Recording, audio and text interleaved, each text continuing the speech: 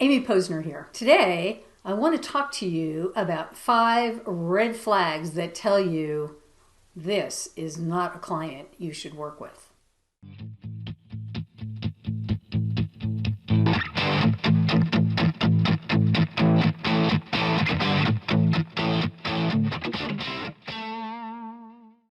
You know how it is. You're on a sales call with a client, and you're thinking to yourself, like, are they good? Is this a good fit? Do I want to work with them? How do I know? What am I hearing? All these things. And after a while, when you've had a lot of these, you get a sense pretty quickly of who's going to be a fit and who isn't going to be a fit. And there are certain things, like even esoteric things that matter to you, that start to become obvious and appear when you're talking to people, that make it easier to make the decision. But when you're newer, it's a little tougher because you don't necessarily know that all of these things are red flags. So let's run through a couple of things that you should be aware of. This is one of my very favorite pet peeves. I do it myself if I had the time. I'd write the copy myself if I had the time, but I don't. So that's why we're having this conversation today. So copy is a pro skill. Copy is a skill you develop over years. With lots of study and lots of practice.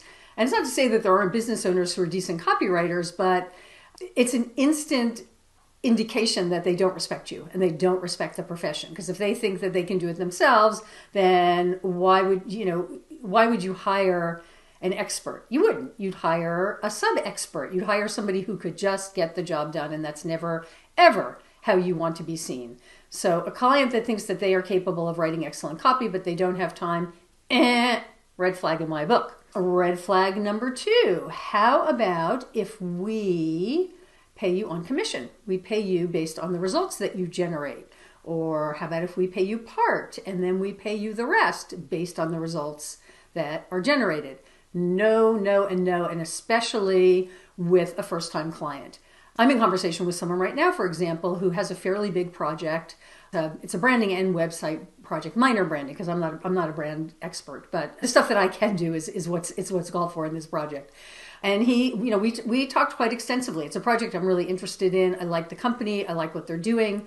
And everything was like, all the boxes, tick, tick, tick. Everything was going along well. And then he sent me an email and he said, hey, I want to know, how would you feel about having part of the project be commissionable?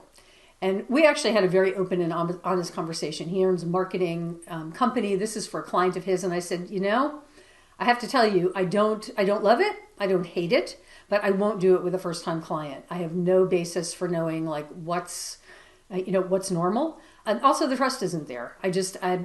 I'm not willing to do it. I am not going to take on somebody else's risk. I have enough risk in running my own business. I don't need to take on the risk of your business.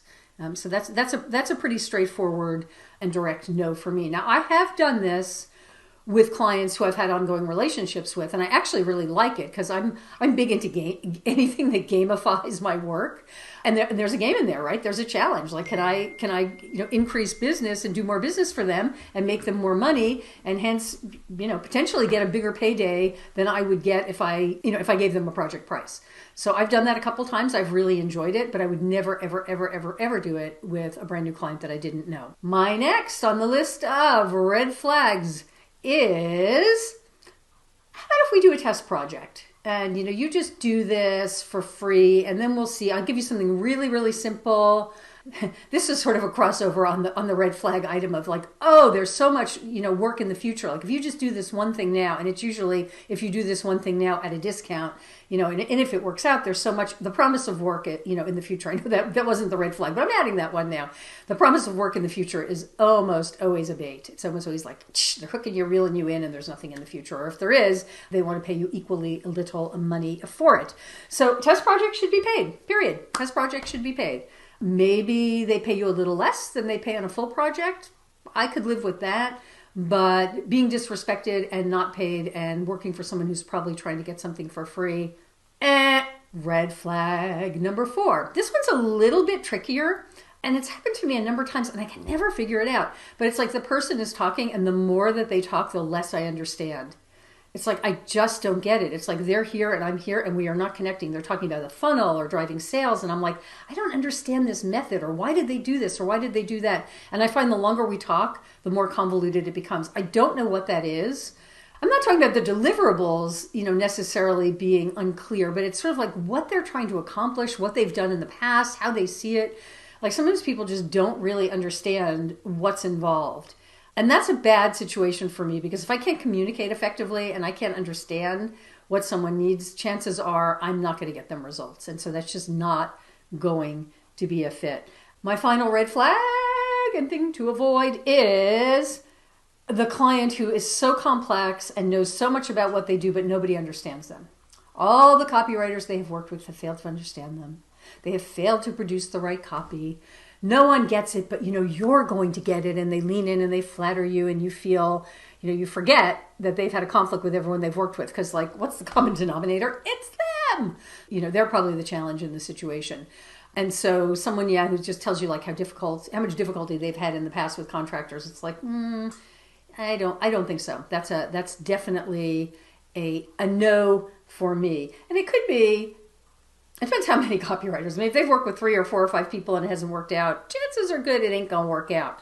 But if they've had 1 or 2 people and it didn't work and I seem to like them or like the project, I might explore a little further. Anyway, I hope this helps you. And let me just add a little caveat here at the end. I know when you're just getting started, you literally want to sign up any project that has a client who fogs a mirror. They're alive, they have something to sell. And there's nothing wrong with that.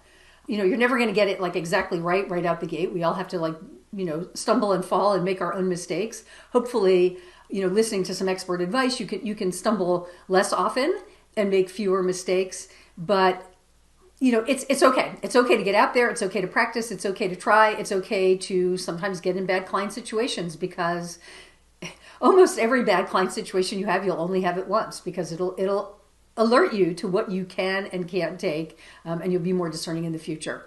Thanks for watching. Catch you next time. If you'd like to be notified when these videos drop, click the bell right there and you will get notified. If you have any questions or comments, leave them below, including if you have something that you'd like me to cover. I'm getting a lot of inquiries from people and I love answering your questions. So email me or post one below and I will address it in a future video. Thanks for watching. Bye for now.